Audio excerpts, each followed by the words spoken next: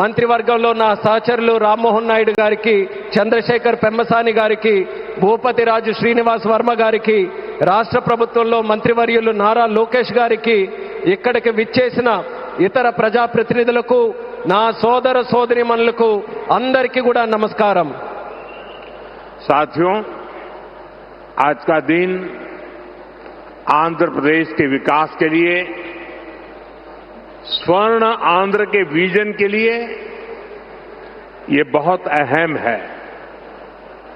मुझे आज बहुत शुभ अवसर पर एक शुभ मास में उत्तर आंध्र की इस पवित्र भूमि पर आने का सौभाग्य मिला है. मैं सबसे पहले भगवान श्री वराह लक्ष्मी नरसिंह स्वामी के चरणों में प्रणाम करता हूं. मैं श्री कुर्मनाथ स्वामी और मां पोंडितल्ली अम्मवारू को नमन करता हूं. మిత్రులారా, ఈరోజు ఆంధ్రప్రదేశ్ అభివృద్ధికి స్వర్ణాంధ్ర విజన్ కు ఎంతో కీలకమైన రోజు. ఈ శుభ సందర్భంగా ఈ పవిత్రమైన మాసంలో ఈ పవిత్రమైన ఉత్తరాంధ్ర భూమికి రావడం నాకెంతో సౌభాగ్యంగా భావిస్తున్నాను. ముందుగా శ్రీ వరాహ లక్ష్మీ నరసింహస్వామి వారి పవిత్రమైన పాదాలకు నా నమస్కారాలు అర్పిస్తున్నాను. అలాగే కూర్మనాథ స్వామి వారికి, అమ్మ పైడితల్లి అమ్మవారికి నమస్కరిస్తున్నాను. साथियों, आज यहां करीब 18,000 करोड़ रुपए की विकास परियोजनाओं का शुभारंभ, लोकार्पण और शिलान्यास हुआ है. एयरपोर्ट के साथ साथ ये प्रोजेक्ट आंध्र की रोड कनेक्टिविटी से भी जुड़े हैं. इनमें एनर्जी सिक्योरिटी से जुड़े प्रोजेक्ट भी हैं. ये विकास कार्य इस बात के प्रतीक है कि इस समय आंध्र किस स्पीड से आगे बढ़ रहा है. मैं आप सभी को इन प्रोजेक्ट्स की बहुत बहुत शुभकामनाएं देता हूं. మిత్రులారా, ఈ రోజు దాదాపు 18,000 కోట్ల రూపాయలు విలువైన అభివృద్ధి ప్రాజెక్టులు ప్రారంభోత్సవం మరియు శంకుస్థాపన చేసుకుంటున్నాం. ఎయిర్పోర్ట్తో పాటు ఈ ప్రాజెక్టులు ఆంధ్రప్రదేశ్లో రోడ్ కనెక్టివిటీని కూడా మరింత బలోపేతం చేస్తాయి. వీటిలో ఎనర్జీ సెక్యూరిటీకి సంబంధించిన ప్రాజెక్టులు కూడా ఉన్నాయి. ఈ ప్రాజెక్టులు ఆంధ్రప్రదేశ్కు ఎంత వేగంగా ముందుకు తీసుకొని వెళ్తున్నాయనడానికి ఒక నిదర్శనం. ఈ ప్రాజెక్టుల కోసం మీ అందరికీ నా హృదయపూర్వకమైనటువంటి శుభాకాంక్షలు. साथियों, आज का ये आयोजन नया इतिहास, नए रिकॉर्ड इसे रचने का भी है. आज एक और विकास के नए रिकॉर्ड बन रहे हैं, तो साथ ही धीमसा डांस का सांस्कृतिक रिकॉर्ड भी रचा गया है. और ये चंद्रबाबू की विशेषता है कि उन्होंने 2 क्षितिजों को छुआ है. एक तरफ ऊंची आसमान को छूने वाली व्यवस्था, एयरपोर्ट का निर्माण, और दूसरी तरफ मेरे यहां के आदिवासी बहनों के द्वारा धीमसा नृत्य का विश्व रिकॉर्ड बनाना.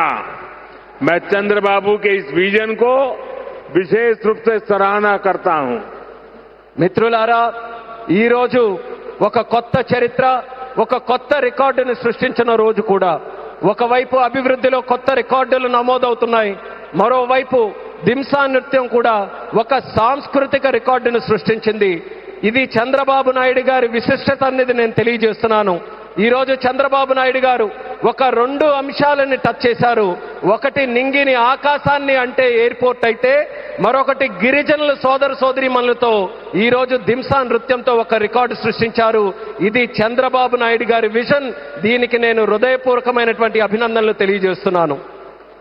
13,000 से ज्यादा आदिवासी बहनों और बेटियों की प्रस्तुति, उनका उत्साह, उनका अनुशासन और आदिवासी संस्कृति का गौरव, यह दृश्य वाकई अद्भुत था।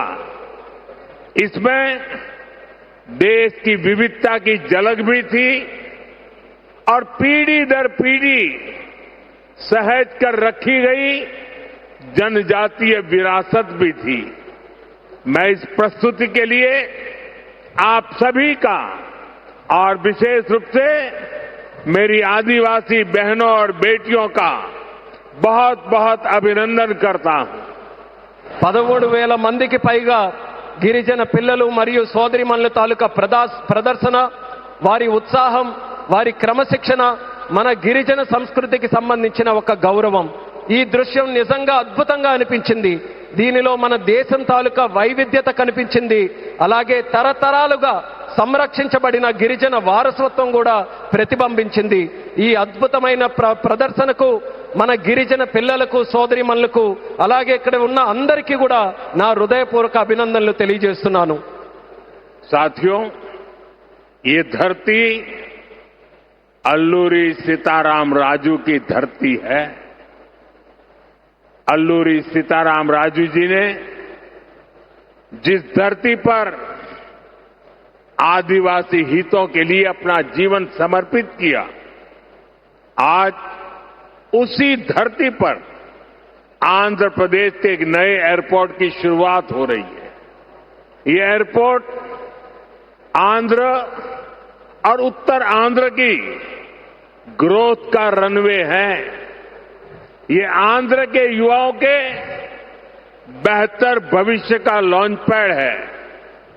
मैं आंध्र प्रदेश के लोगों को, देश के लोगों को बहुत बहुत बधाई देता हूं. మిత్రులారా, ఈ నేల అల్లూరి సీతారామరాజు గారి నేల. అల్లూరి సీతారామరాజు గారు ఈ గిరిజన హక్కుల కోసం తన జీవితాన్ని అంకితం చేశారో ఆ పవిత్రమైన భూమిపైనే ఈ రోజు ఆంధ్రప్రదేశ్కు ఒక కొత్త ఎయిర్పోర్ట్ ప్రారంభమవుతుంది. ఈ ఎయిర్పోర్ట్ ఆంధ్రప్రదేశ్, ముఖ్యంగా ఉత్తరాంధ్ర అభివృద్ధికి ఒక కొత్త రన్వేగా పనిచేస్తుంది. ఇది ఆంధ్ర యువత యొక్క ఉజ్వల భవిష్యత్తుకు ఒక కొత్త లాంచ్ ప్యాడ్ లా పనిచేస్తుంది. ఈ సందర్భంగా ఆంధ్రప్రదేశ్ ప్రజలకు మరియు దేశ ప్రజలకు నా హృదయపూర్వక అభినందనలు. साथियों, पहले जब एयरपोर्ट बनते थे तो एयरपोर्ट के नाम एक ही परिवार के नाम पर चढ़ जाते थे. हमने इस परंपरा को बदला. हमने अयोध्या में एयरपोर्ट का नाम वाल्मीकि के नाम से जोड़ा. हमने पंजाब में संत रविदास जी के नाम से एयरपोर्ट का नाम जोड़ा. और साथियों, केंद्र की एनडीए सरकार ने निर्णय किया है कि इस नए एयरपोर्ट का नाम श्री अल्लूरी सीताराम राजू के नाम पर होगा. आंध्र प्रदेश का जो भी नागरिक इस एयरपोर्ट से यात्रा करेगा, देश और दुनिया का जो भी नागरिक इस एयरपोर्ट से यात्रा करेगा, उसे अल्लूरी सीताराम राजू जी के नाम से जनसेवा और राष्ट्र सेवा की प्रेरणा मिलेगी. మిత్రులారా, ఒక గతాన్ని మళ్ళీ గుర్తు చేసుకుందాం. ఒక సందర్భంలో భారతదేశంలో ఏ ఎయిర్పోర్ట్ నిర్మించినా ఒక్క కుటుంబం తాలూకా పేర్లే దానికి పెట్టేవారు. ఆ చరిత్రని మళ్ళీ ఎన్డీఏ ప్రభుత్వం తిరగరాసింది. అయోధ్యలో ఎయిర్పోర్ట్ ప్రారంభిస్తే దానికి వాల్మీకి గారి పేరు పెట్టాం. అలాగే పంజాబ్ లో సంత్ రవిదాస్ గారి పేరుతోని ఎయిర్పోర్ట్ ని ప్రారంభించాం. అలాగే ఈ కేంద్ర ప్రభుత్వంలో ఎన్డీఏ కూటమి ఒక ముఖ్యమైన నిర్ణయం తీసుకుంది. ఈ కొత్త ఎయిర్పోర్ట్ కి అల్లూరి సీతారామరాజు గారి పేరు పెట్టాలనే నిర్ణయం తీసుకుంది. ఈ ఎయిర్పోర్ట్ ద్వారా ప్రయాణించే ప్రతి ఆంధ్రప్రదేశ్ పౌరుడు అల్లూరి సీతారామరాజు గారి పేరుతో ప్రజాసేవకు, దేశ సేవకు కూడా స్ఫూర్తి పొందుతారని తెలియజేస్తున్నాను. साथियों, बीते 12 इयर्स में देश के एविएशन सेक्टर ने असाधारण प्रगति की है. 2014 तक देश में केवल 74 एयरपोर्ट ऑपरेशनल थे. आज ये संख्या 166 हैं। एक समय था जब हवाई उड़ानें सिर्फ बड़े शहरों तक सीमित थी। एनडीए सरकार में आज छोटे शहर के साधारण लोग भी फ्लाइट से आ जा रहे हैं। మిత్రులారా, గత 12 సంవత్సరాల్లో దేశంలో విమానయాన రంగం ఒక అసాధారణమైన పురోగతిని సాధించింది. 2014 వరకు దేశంలో కేవలం 74 ఎయిర్పోర్ట్లు ఆపరేషనల్ గా ఉంటే ఈ రోజు ఆ సంఖ్య పెరిగి 166 ఎయిర్పోర్ట్లకి చేరుకుంది. ఒకప్పుడు విమానాశ్రయాలు, విమాన ప్రయాణాలు పెద్ద నగరాలకే పరిమితమయ్యేవి. ఈ రోజు ఎన్డీఏ ప్రభుత్వంలో చిన్న పట్టణాల నుంచి సాధారణ ప్రజలు కూడా విమానాల్లో ప్రయాణిస్తున్నారని తెలియజేస్తున్నాను. 12 इयर्स में सिर्फ एयरपोर्ट की संख्या ही नहीं बढ़ी है, हमारी उड़ान योजना के कारण आज गरीब परिवार के लोगों को भी जहाज में बैठने का अवसर मिल रहा है। इस योजना ने गरीब से गरीब को अपना सपना पूरा करने में मदद की है। कुछ दिन पहले ही सरकार ने उड़ान योजना के दूसरे फेज की शुरुआत की है। इस पर भी 29,000 करोड़ रुपीज खर्च किए जाएंगे। మిత్రులారా, ఈ 12 సంవత్సరాల్లో కేవలం ఎయిర్పోర్ట్ తాలూకా సంఖ్య మాత్రమే పెరగలేదు. మన ఉడాన్ పథకం వల్ల పేద కుటుంబాలకు చెందిన ప్రజలు కూడా మొదటిసారి విమానంలో ప్రయాణించే అవకాశం వాళ్ళందరూ పొందారు. ఈ పథకం అత్యంత పేదవారికి తమ కలలు నిజం చేసుకునే అవకాశం కూడా కల్పించింది. కొద్ది రోజుల క్రితమే కేంద్ర ప్రభుత్వం ఉడాన్ పథకం తాలూకా ఫేజ్ 2ని కూడా ప్రారంభించింది. దీని ద్వారా దేశంలో 29,000 కోట్ల రూపాయలు ఖర్చు చేయబోతుందని తెలియజేస్తున్నాను. साथियों, एविएशन सेक्टर में देश ने एक और बड़ा माइलस्टोन हासिल किया है। कुछ ही दिन पहले काशी में जिस स्पोक एयरपोर्ट मॉडल का शुभारंभ हुआ, आज वही मॉडल पंजाब के अमृतसर तक पहुंच गया है। इससे अमृतसर से 25 से ज्यादा इंटरनेशनल डेस्टिनेशन जुड़ जाएंगे। मैं इस उपलब्धि के लिए आंध्र की इस धरती से पंजाब के लोगों को भी बधाई देता हूं। साथियों, हमारे आंध्र प्रदेश के पास हमेशा से विकसित भारत का ग्रोथ इंजन बनने का सामर्थ्य रहा है। आंध्र प्रदेश के विकास के लिए हमारे प्रयास डबल इंजन की स्पीड से आगे बढ़े। इसके लिए मैंने आंध्र के लोगों से डबल इंजन सरकार का आशीर्वाद मांगा था और आज चंद्रबाबू नायडू जी के नेतृत्व में, पवन कल्याण जी के नेतृत्व में एनडीए की पूरी टीम आंध्र प्रदेश के लिए डबल स्पीड से काम कर रही है। మిత్రులారా, విమానయాన రంగంలో దేశంలో మరో పెద్ద మైలురాయిని మనం సాధించాం. కొద్ది రోజుల క్రితమే కాశీలో ప్రారంభమైన స్పోక్ ఎయిర్పోర్ట్ మోడల్ ఈ రోజు పంజాబ్లోని అమృత్సర్ వరకు కూడా విస్తరించింది. దీంతో అమృత్సర్లో 25కి పైగా అంతర్జాతీయ గమ్యాలకు నేరుగా కనెక్ట్ అవ్వడానికి అవకాశం కలిగింది. ఈ విజయానికి ఆంధ్రప్రదేశ్ నేల నుంచే పంజాబ్ ప్రజలకు కూడా నా హృదయపూర్వక అభినందనలు తెలియజేస్తున్నాను. అలాగే మిత్రులారా, వికసిత్ భారత్ నిర్మాణంలో ఆంధ్రప్రదేశ్ ఎప్పుడూ కూడా ఒక గ్రోత్ ఇంజిన్ గా నిలిచే సామర్థ్యం కలిగి ఉంది. ఆంధ్రప్రదేశ్ అభివృద్ధి కోసం డబుల్ ఇంజిన్ వేగంతో మా ప్రయత్నం ముందుకు సాగాలని నేను ఆంధ్ర రాష్ట్ర ప్రజలకు డబుల్ ఇంజిన్ ప్రభుత్వం కోసం ఆశీర్వాదాన్ని నేను కోరాను. ఈ రోజు చంద్రబాబు నాయుడు గారి నాయకత్వంలో, పవన్ కళ్యాణ్ గారి నాయకత్వంలో ఎన్డీఏ టీం మొత్తం ఆంధ్రప్రదేశ్ అభివృద్ధి కోసం డబుల్ వేగంతో పనిచేస్తుందని గర్వంగా తెలియజేస్తున్నాను. साथियों, आज देश ब्लू इकोनॉमी को लगातार मजबूत कर रहा है। हमारा विजन है कि पूरा क्षेत्र कोस्टल इकोनॉमिक कॉरिडोर के रूप में विकसित हो। इसी लक्ष्य के साथ विशाखापट्टनम से कृष्णापट्टनम तक हमारे पुराने पोर्ट्स को आधुनिक रूप दिया जा रहा है। इसके अलावा मुलापेटा और रामायापट्टनम में हम नए पोर्ट्स भी बना रहे हैं. మిత్రులారా, ఈ రోజు దేశం బ్లూ ఎకానమీని నిరంతరం బలోపేతం చేస్తుంది. మా విజన్ ఈ మొత్తం ప్రాంతాన్ని ఒక కోస్టల్ ఎకనామిక్ కారిడార్ గా అభివృద్ధి చేయడం. ఈ లక్ష్యంతో విశాఖపట్నం నుంచి కృష్ణపట్నం వరకు మన పాత పోర్ట్స్ అన్నిటినీ కూడా ఆధునీకరిస్తున్నాం. అదే సమయంలో మూలపేట మరియు రామయ్యపట్నంలో కొత్త పోర్ట్స్ ని కూడా మనం నిర్మించబోతున్నాం. साथियों, पोर्ट डेवलपमेंट के साथ साथ पूरे आंध्र में हाईवे और एक्सप्रेसवे का नेटवर्क तैयार हो रहा है. विशाखापट्टनम रायपुर एक्सप्रेसवे जैसे प्रोजेक्ट इस पूरे क्षेत्र को रफ्तार दे रहे हैं. మిత్రులారా, పోర్టుల అభివృద్ధితో పాటు ఆంధ్రప్రదేశ్ మొత్తం హైవేస్ ఎక్స్ప్రెస్వేస్ నెట్వర్క్ ని విస్తృతంగా పెంచుకుంటూ పోతుంది. విశాఖపట్నం రాయ్పూర్ ఎక్స్ప్రెస్ వే వంటి ప్రాజెక్టులు ఈ ప్రాంతానికి సరికొత్త వేగాన్ని అందిస్తున్నాయి.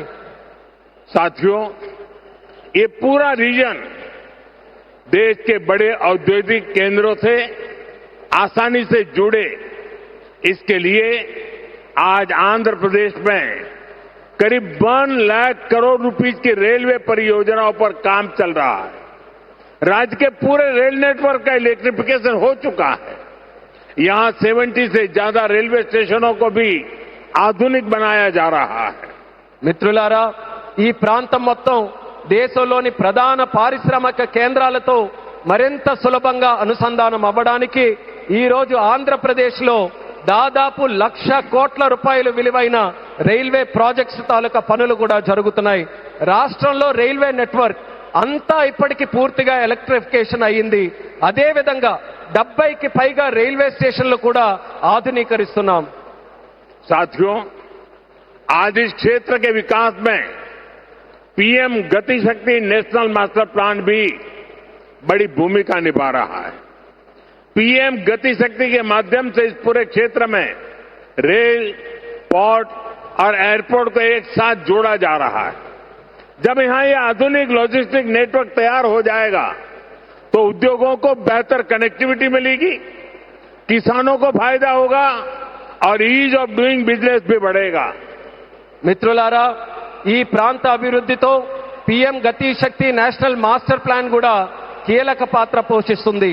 పీఎం గతి శక్తి ద్వారా రైల్ గాని, పోర్ట్ గాని, ఎయిర్పోర్ట్లు గాని ఒక సమగ్ర నెట్వర్క్ గా అనుసంధానం చేస్తున్నాం. ఈ ఆధునిక లాజిస్టిక్స్ నెట్వర్క్ పూర్తయిన తర్వాత పరిశ్రమలకు మరింత మెరుగైన కనెక్టివిటీ లభిస్తుంది, రైతులకి ప్రయోజనం చేకూరుతుంది, అలాగే ఈజ్ ఆఫ్ డూయింగ్ బిజినెస్ కి కూడా మరింత పెరుగుతుంది. साथियों, आंध्र प्रदेश हमेशा भविष्य की सोच रखने वाला प्रदेश रहा है. सॉफ्टवेयर, आईटी और टेक सेक्टर में आंध्र के युवाओं ने पूरी दुनिया में अपना डंका बजाया है और इसलिए सरकार यहां के टैलेंट को आंध्र प्रदेश की डेवलपमेंट पावर से जोड़ना चाहती है. మిత్రులారా, ఆంధ్రప్రదేశ్ ఎప్పటి నుంచో భవిష్యత్తును దృష్టిలో పెట్టుకొని ముందుకు సాగే రాష్ట్రం. సాఫ్ట్వేర్ గాని, ఐటీ గాని, టెక్ రంగాల్లో గాని ఆంధ్రప్రదేశ్ యువత ప్రపంచవ్యాప్తంగా తన ప్రతిభను చాటుకున్నారు. అందుకే ఇక్కడ యువత తాలూకా ప్రతిభను ఆంధ్రప్రదేశ్ తాలూకా అభివృద్ధి శక్తితో అనుసంధానం చేయాలని ప్రభుత్వం కోరుకుంటుంది. हमारे टैलेंटेड युवाओं की प्रतिभा का लाभ आंध्र प्रदेश और देश को ज्यादा से ज्यादा मिले, ये बहुत आवश्यक है. इसके लिए हमारा फोकस अब सेमीकंडक्टर जैसी फ्यूचरिस्टिक टेक इंडस्ट्री पर है. विशाखापट्टनम में नए सेमीकंडक्टर प्लांट का शिलान्यास इसी दिशा में एक बहुत बड़ा कदम है. మన ప్రతిభావంతులైన యువత సామర్థ్యం ఆంధ్రప్రదేశ్కే కాకుండా దేశానికి మరింత ఉపయోగపడాలి. అందుకే ఇప్పుడు మా దృష్టి సెమీకండక్టర్ వంటి ఫ్యూచరిస్టిక్ టెక్ ఇండస్ట్రీస్ పై ఉంది. విశాఖపట్నంలో కొత్త సెమీకండక్టర్ ప్లాంట్ తాలూకా శంకుస్థాపన ఆ దిశగా ఒక గొప్ప అడుగుగా నేను భావిస్తున్నాను. चंद्रबाबू के नेतृत्व में हमारा आंध्र अब सॉफ्टवेयर के साथ साथ मैन्युफैक्चरिंग का भी हब बनेगा. इससे आंध्र में फ्यूचरिस्टिक जॉब्स तैयार होगी, टेक इंडस्ट्रीज के लिए नया वातावरण तैयार होगा. చంద్రబాబు నాయుడు గారి నేతృత్వంలో ఇకపై మన ఆంధ్రప్రదేశ్ సాఫ్ట్వేర్ హబ్ మాత్రమే కాదు, మ్యానుఫ్యాక్చరింగ్ హబ్ గా కూడా ఎదగబోతుంది. దీంతో ఆంధ్రప్రదేశ్లో ఫ్యూచరిస్టిక్ జాబ్స్ సృష్టించబడతాయి. టెక్ ఇండస్ట్రీస్ కు అనుకూలమైన ఒక కొత్త ఈకో సిస్టమ్ కూడా ఇక్కడ ఏర్పడుతుంది. साथियों, वर्ल्ड इकोनॉमी में कहीं पर किसी भी ग्रोथ सेंटर का निर्माण सिर्फ एक फैक्ट्री से नहीं हो सकता. उसके लिए एक पूरे इकोसिस्टम की जरूरत होती है. आज आंध्र प्रदेश में हम ग्रोथ का वही इकोसिस्टम तैयार कर रहे हैं. चंद्रबाबू नायडू जी व्यक्तिगत स्तर पर दिन रात मेहनत करते हैं. इसी का परिणाम है आज दुनिया की कई बड़ी बड़ी कंपनियां यहां निवेश करने के लिए आना चाहती हैं. మిత్రులారా, ప్రపంచ ఆర్థిక వ్యవస్థలో ఏ గ్రోత్ సెంటర్ అయినా ఒక్క ఫ్యాక్టరీతో నిర్మించబడదు. దానికోసం ఒక పూర్తి ఈకో సిస్టమ్ ని మనం ఏర్పాటు చేయాలి. ఈ రోజు ఆంధ్రప్రదేశ్లో మనం అలాంటి గ్రోత్ ఈకో సిస్టమ్ ని నిర్మించబోతున్నాం. మన ముఖ్యమంత్రి చంద్రబాబు నాయుడు గారు వ్యక్తిగతంగా రాత్రి పగలు రాష్ట్రం కోసం కష్టపడుతున్నారు. దాని ఫలితంగానే ఈ రోజు ప్రపంచంలో ఉన్నటువంటి ప్రముఖ కంపెనీలు ఇక్కడ పెట్టుబడులు పెట్టడానికి ఎంతో ఆసక్తి చూపిస్తున్నాయి. साथियों, यहां सेमीकंडक्टर के साथ साथ एआई इंफ्रा और डेटा सेंटर पर भी काम हो रहा है. गूगल ने भी यहां $15 बिलियन के एआई और क्लाउड इंफ्रास्ट्रक्चर कैंपस की घोषणा की है. और भी कई ग्लोबल कंपनी यहां नई संभावनाएं देख रही हैं. इसका बहुत बड़ा फायदा आंध्र प्रदेश के साथ साथ देश के यूथ को हो रहा है. మిత్రులారా, ఇక్కడ సెమీ కండక్టర్ తో పాటు ఏఐ ఇన్ఫ్రాస్ట్రక్చర్, డేటా సెంటర్స్ రంగాల్లో కూడా వేగంగా పనులు జరుగుతున్నాయి. గూగుల్ కూడా ఇక్కడ $15 బిలియన్ విలువైన ఏఐ మరియు క్లౌడ్ ఇన్ఫ్రాస్ట్రక్చర్ క్యాంపస్ ని ఏర్పాటు చేయబోతుంది. ఇంకా అనేక అంతర్జాతీయ కంపెనీలు కూడా ఇక్కడ కొత్త పెట్టుబడులకు అవకాశాలు చూస్తున్నాయి. దీనివల్ల ఆంధ్రప్రదేశ్ యువత కాకుండా దేశ యువతకు కూడా ఒక్క గొప్ప ప్రయోజనం కలగబోతుంది. साथियों, आंध्र की इंडस्ट्रियल ग्रोथ स्टोरी केवल डिजिटल टेक तक से ही सीमित नहीं है. नकापल्ली में केंद्र सरकार बड़े फार्मा पार्क के लिए भी सहयोग दे रही है.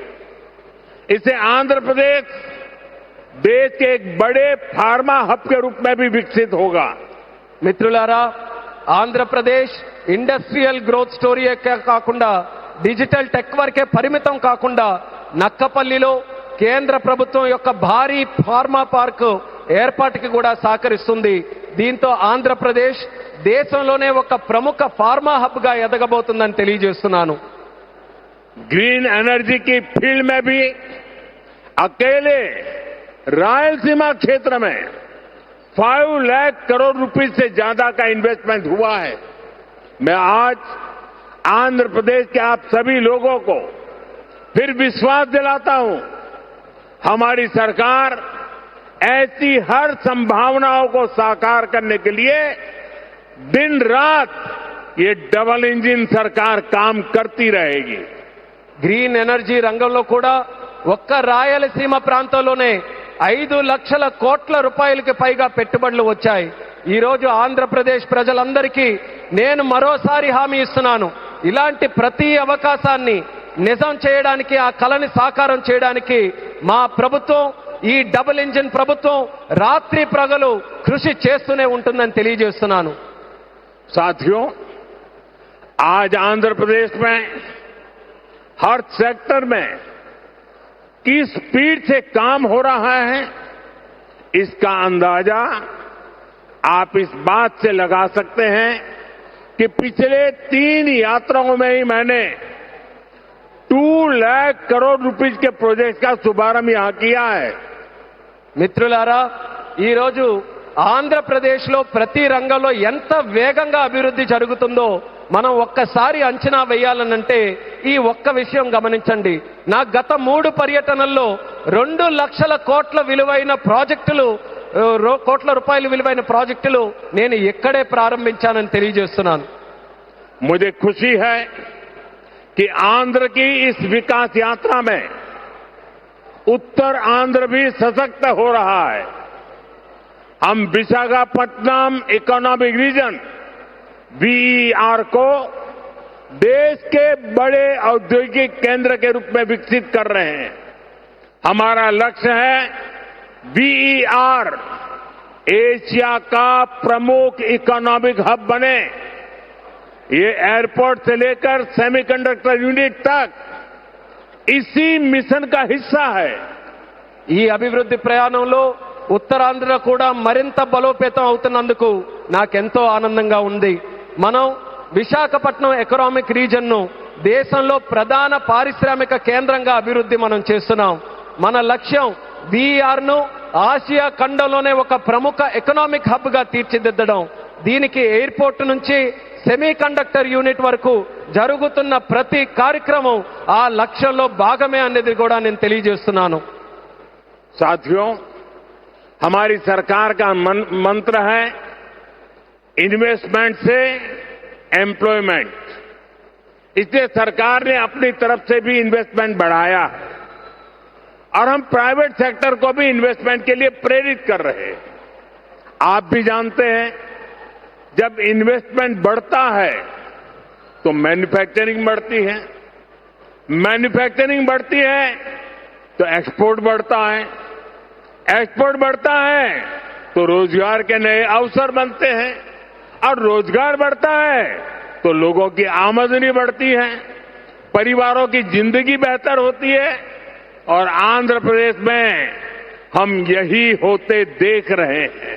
మిత్రులారా, మా ప్రభుత్వం తాలూకా మంత్రం పెట్టుబడి నుంచి ఉపాధి వరకు. అందుకే ప్రభుత్వం తన వంతుగా కూడా పెట్టుబడులు పెంచుకుంటూ పోతుంది.